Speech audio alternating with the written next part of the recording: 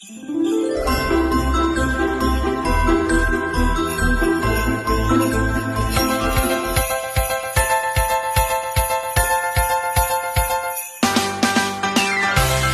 kami guys ng bibigas ng gamot.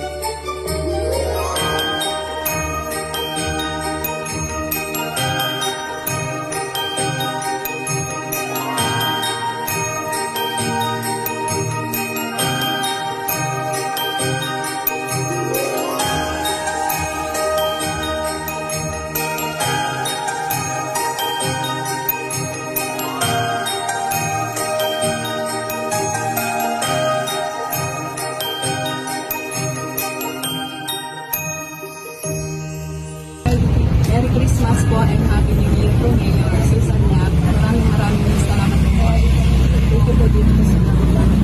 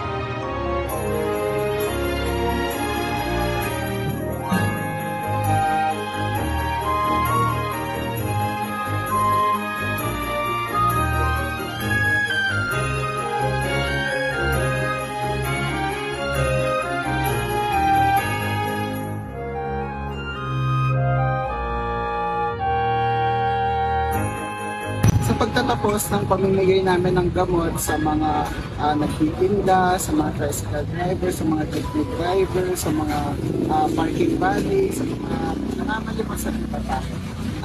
Dito na ipakita natin ang kahalagahan ng kalusugan kahit na Pasko o kahit na sa araw ng Pasko na importante pa rin ang kalusugan kahit na kumakayod ngayong magpapasko.